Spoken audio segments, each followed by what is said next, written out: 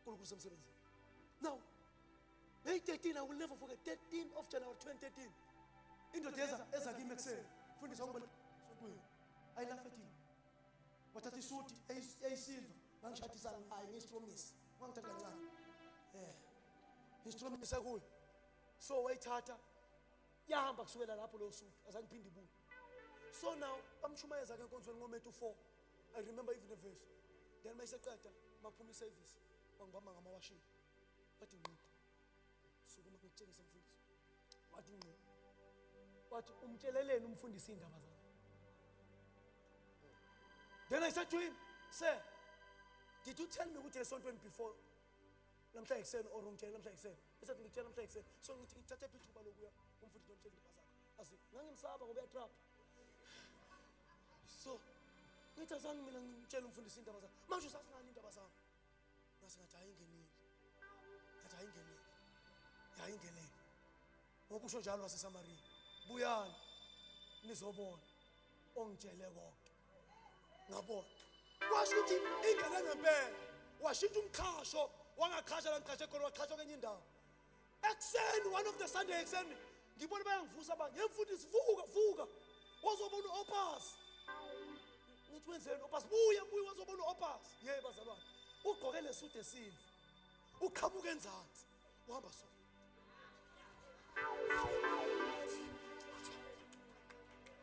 When I saw him, I understood that the fire of God is on his bones. Ngamemeza ngathi wemfana wenzani wathi ngifuna babone ukuthi uJesu ngisindisile. Ngifuna babone ukuthi kunokuthula khona kulapha esikwami. Ngathi ngajala ibhalehla yonke nginokuthula. I understood that the fire of God will make you to be crazy for God. Hallelujah. Namhlanje, Lord, baptize us with your fire. It brings the presence that is unusual. Abantu ethu bayaqala bayasindela. Especially the people abasebenzisa izinto ongayisebenzisi. Bayaqala bayasindela because you are carrying the fire. Glory to Jesus. Number 2. Umlilo uvuthisa i-altar. Enamoshaya kasa. Now, ngingacabanga bazalwane ukuthi yinje amandla omlilo. Hallelujah. So, you know, Baba, nansi into efike yenze. I'm a guest speaker. I came as what? As a guest. So when you see me on fire, it's because I find the fire here. Do you know that when the altar is on fire, you will never preach against the altar?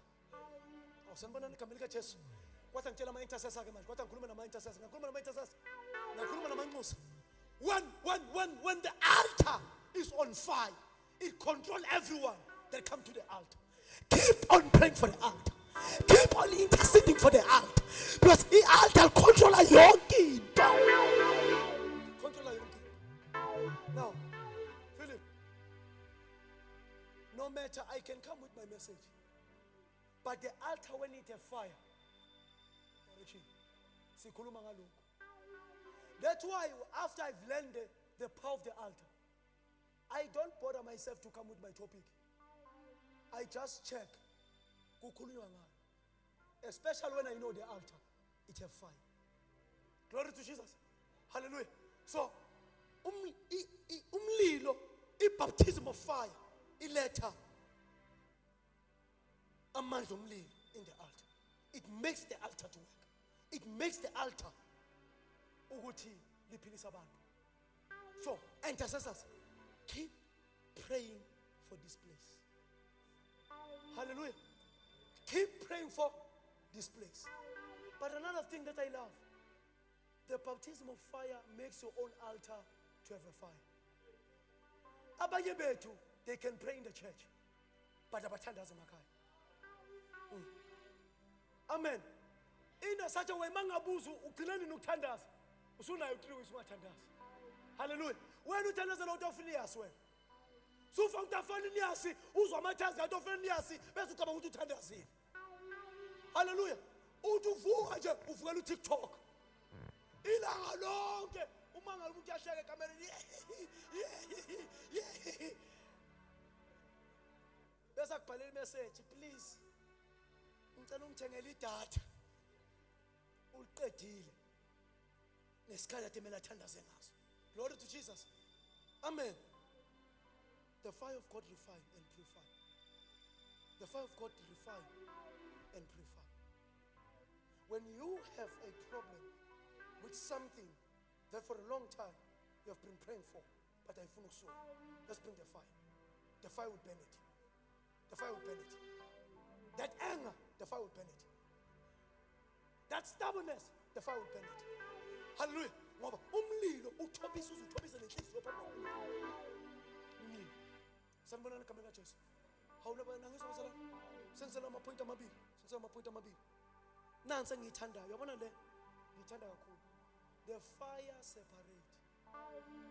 It separates a child of God from the world. Ayi. Uthi Jesu kathi ngifisile ngabe sengiwokhelile lo mlilo. Ngoba kubonakala ngathi nisanokuthula nezo. That's why mawuphuma uphinde ulivakashelise. Manje yiphi ithavelela? Kabani? Kanqosi. Amen. Mayisukela umuntu uyanqosi. Aphuma khona la baba, aphuma khona la. But every Sunday kuyashunywa yena. And wathi ngimtshela enye into bazalwane, niyeke into yokukhuluma into enayizwa ngabantu engekho. Umuntu mayebhedwa ayibhedela. Mayingakholwa akakholwa. Now uzozothiwa intombazane yasebandleni elithizeni ibonakala ethaveni bese bathi hayi umoya walapha. Bhede wena. Bhede le ntombazane. Asibhedi sonke. Hayi yazi ngiyawusola umoya wepulpit ngathi umoya hey uya lo bhedayo. Amen. Praise the Lord.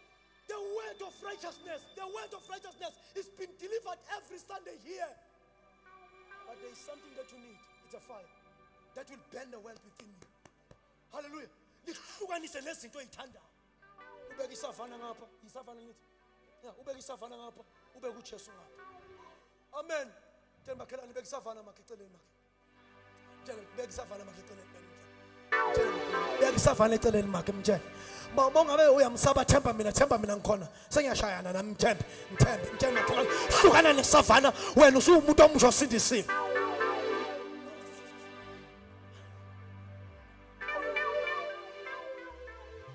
Now one of my prayers this year, there are people that are in youth. Senikhulile enough that mele noshada. Mele senithandazisa. Mele nenza njani? Umshado into enhle. Bale kuyagowisha emshadweni, akunamgowisha emshadweni, wena oyigowishayo. Umuntu uyifaka yena gowisha yena. Hallelujah. But khona into engiyaziyo, as long as usavula amathanga ungakashadi ngeke ushade. Nithi ngiyuthi phela ngithi ngijabule kabi.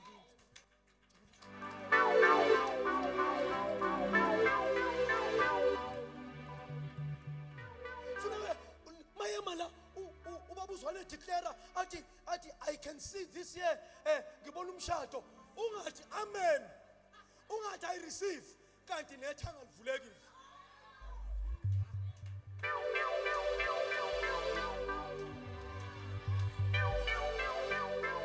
Emvakale mvuselelo sizothulula umlilo bese wena ngeke usaba uJohn Vuligate uzoba uJohn Valigate.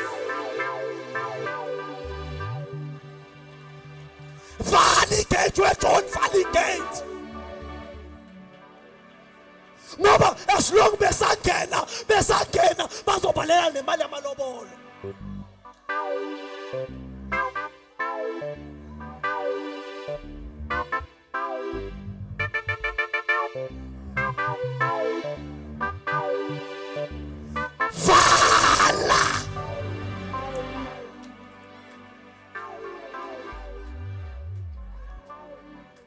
Ngeke silibe sikapa sithi yakapa sikhathi sakapa enough awukabheki. Sasokutshela nje iqiniso. ngeke ushade nje, ngeke ushade.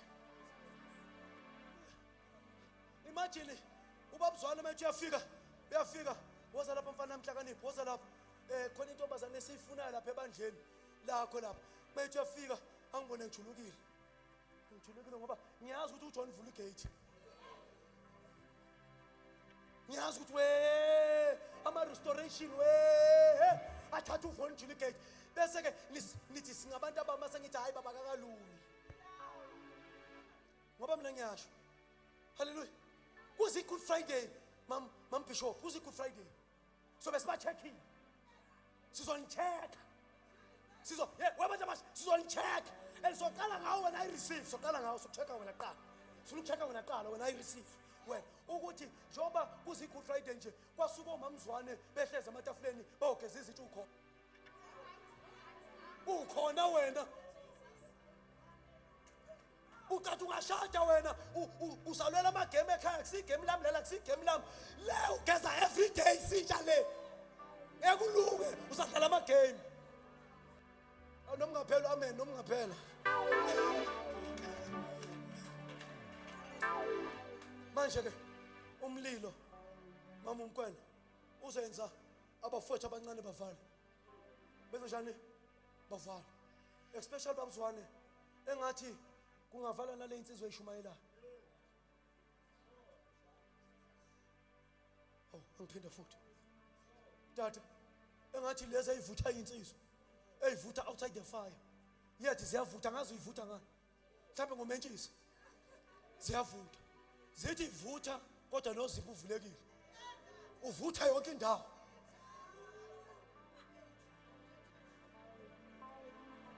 Sunday nguye ngelimi shabaya naku Apollo nguye ubambile, naku Apollo ubambile khona ebusuku.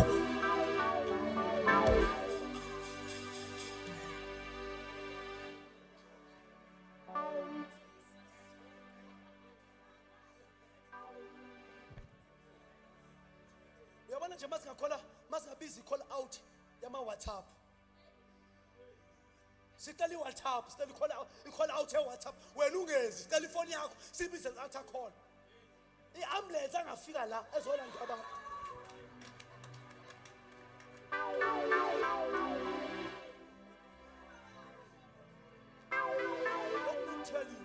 Let me tell you, all the young preachers that are like me, let me tell you, all the people will never respect you because of your preaching. They don't honor you because you preach nice. They preach before you, but they sweat before you sweat. But try to sweat. Ayiki dozo yikhuluma bangayazi. Ayiki dozo yikhuluma edge. They will respect you because of your character.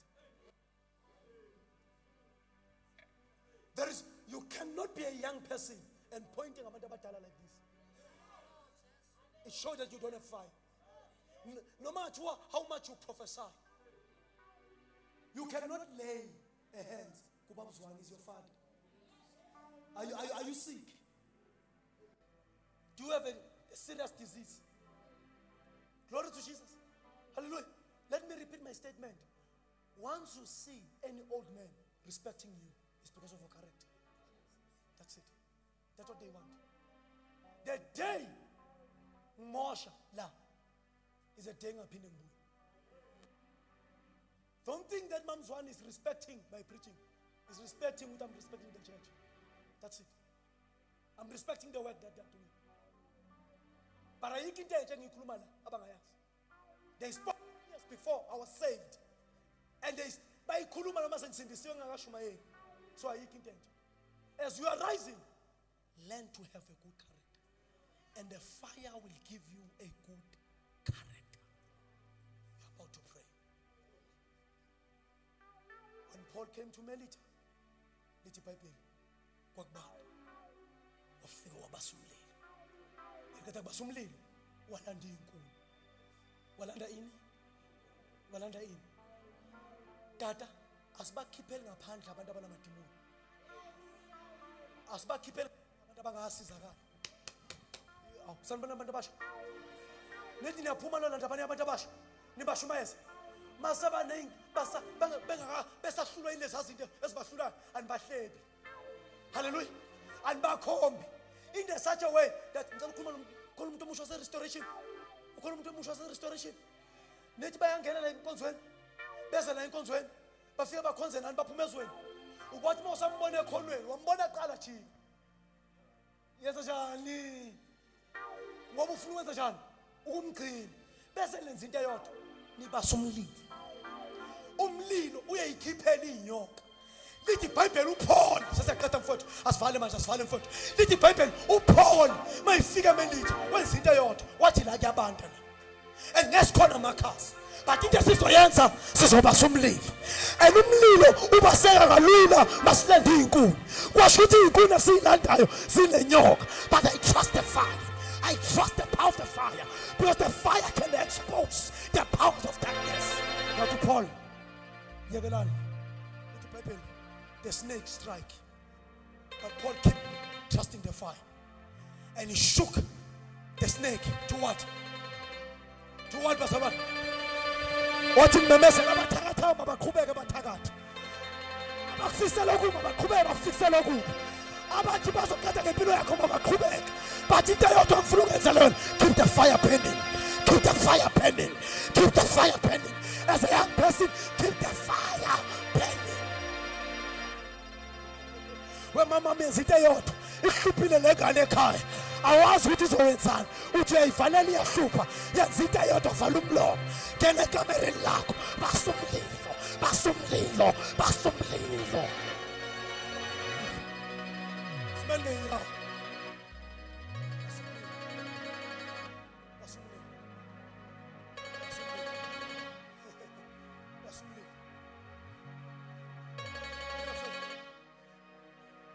la usebenza khona when they start a conflict ungazama ukuyiphendulela phume semthandazini tshela manje sasebandleni khona into enginayo khona into engayizwisisa emsebenzini ngicela ngithandazele tshela man of God baba emsebenzini ahambe right so that when you come with the fire the snake will be exposed. Oh hallelujah. So now they were planning an accident for me. It was last year when you had that night prayer at Exodus 12. Last year they were planning that an accident. Now the accident was like this, Pastor. Katinga zanga kimi accident. Kati ize kulo ozolanda mina omela ngithatha. So isikhathi ngizongena ngaso 11. So ngitshela unkosikazi hayi ngengikho ngihamba nayo ngena prep because ngiyangena manje ngo11. So I decided to usulala kancane. Because athi ngiqeda shayisa ngo6 kumele ngibuye ngo11. Yalala kancane. Ushawu 11 akafiki. Ushawu 2 akafiki. I called. He said I got the accident. Then I said awulimala what time ngilimala ngiphela imoto kuphela. And lucky angimazi ukuthi ucabange kanjani. Uvele wa decide ukuthatha imoto yakho angathatha imoto ecompany. And then wayiginqa. Now alanda imoto ecompany angilande angishiye emsebenzini ngithi ngiyakwazi ukusebenza hamba endlini wena. Mayifika athi unkosikazi wakhe I had a dream. There is a pastor in your church in your work. That man of God has saved you. Then he came to me that unkosikazi wamube nephupho. And then then I said, I want the person owns a look. I pray to God. According to Revelation chapter 2, you will make them to bow before me. Then the guy, I was washing my hands in the toilet, and he came. He said, Fundis, I said, never again. Never target any person. But never again. That's what the fire does. It protects us. It fights for us. It keeps us safe. Have a fire as a young person. Above all, the Bible says, when God called Moses, in the 7th you will never ever experience the maximum of your gift until you have a power, a fire. You remain umzalwane oyibandelayo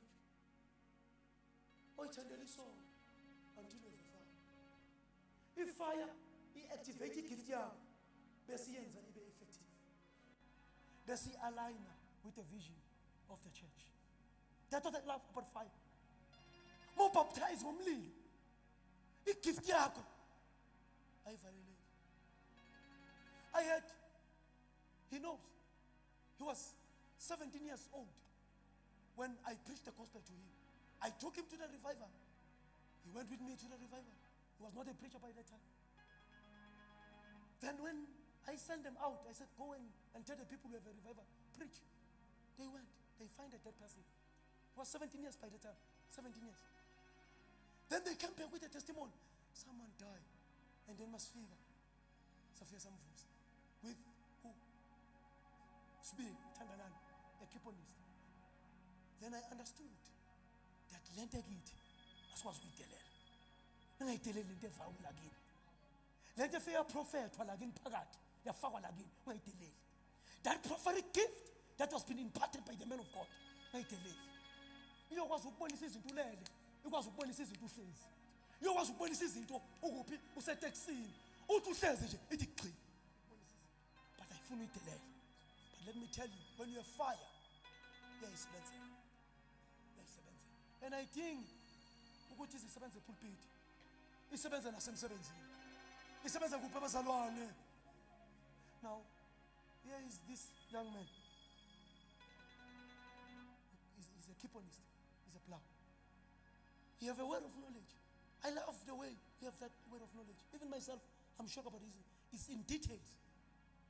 That's what I love. Young people. Young people. Young people, you must have a fire. Well, zinamandla. Zingathatha ibandla zilibeke la ongazangicabange khona. Singathula umthwalo phezu kweman of God. Ingathatha lonke ibandla for iminyaka. Funeka kuye kufike iyouth athi thina we're going to win souls baba. We're going to win souls. We are like those disciples of Elijah that say we want to extend the house. Go with us. Palms and understand us. Father, give us the fire.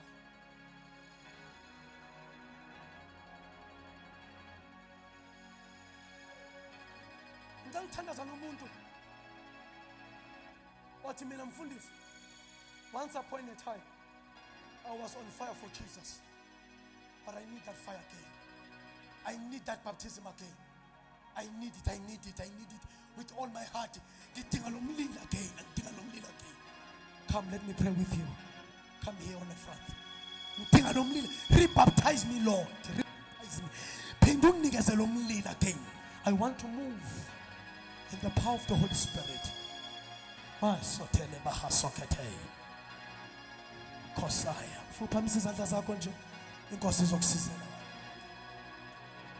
Hey!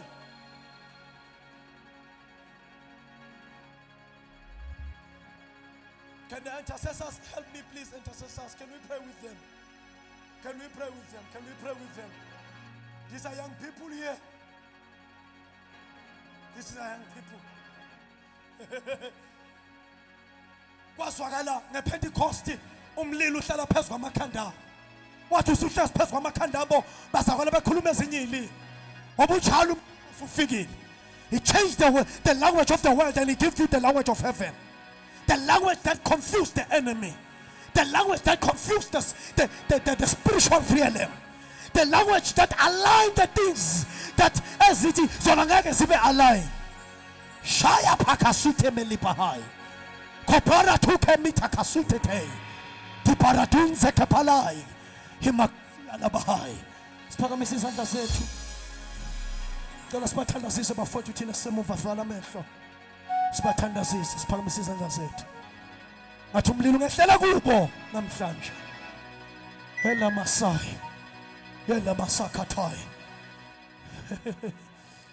namuzwa la umuntu osathi mina mfundisi kade ngasathandazisa ukuthandaza indlela ade sengithandaza ngayo ibuyele phansi. But God is here. The consuming fire is here. For we receive the kingdom that cannot be shaken. For God himself is the consuming fire. Shaya katamasute telipatai. Rimakosila mahai. Shata pai kotila su. Rimakosila matai kabaria. We need that generation that have a prophetic fire. The generation that can see from heaven. The generation that can see from God. The generation that can have vision from God. Hey, hey, hey, hey, hey, hey, hey, hey, hey, hey, hey. You should believe over church let down. Koliba high. Mrs. The man of God is coming.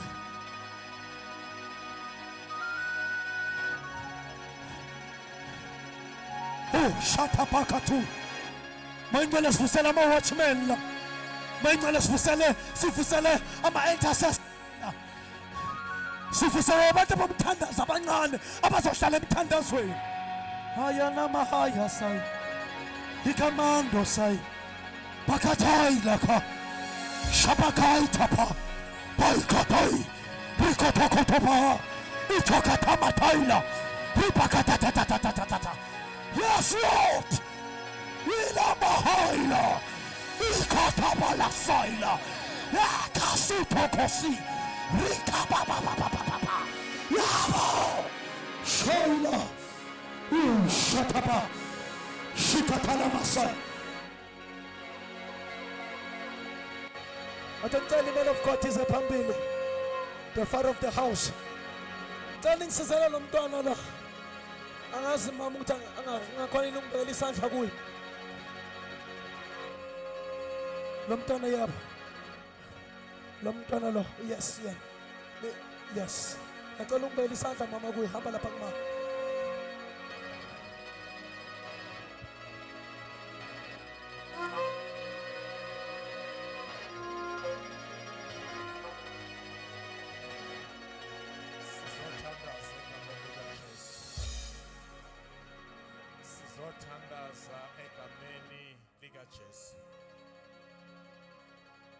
There is power in the name of Jesus, and there is victory in the name of Jesus. There is salvation in the name of Jesus. Holy Ghost, thank you. Thank you, Jesus. We bless you. We give you all the honor, the glory. In the name of Jesus. Power, glory upon your life in the mighty name of Jesus Christ of Nazareth.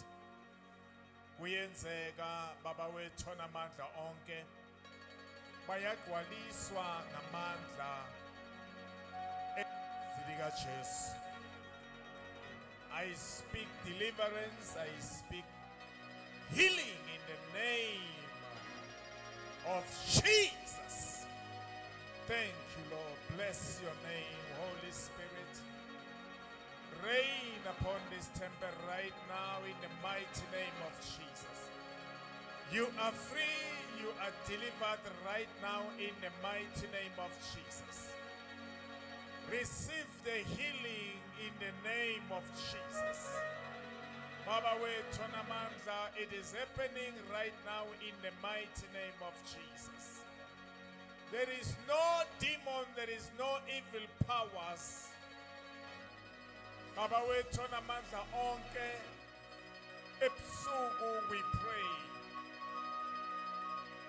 We immerse your life under the blood of Jesus.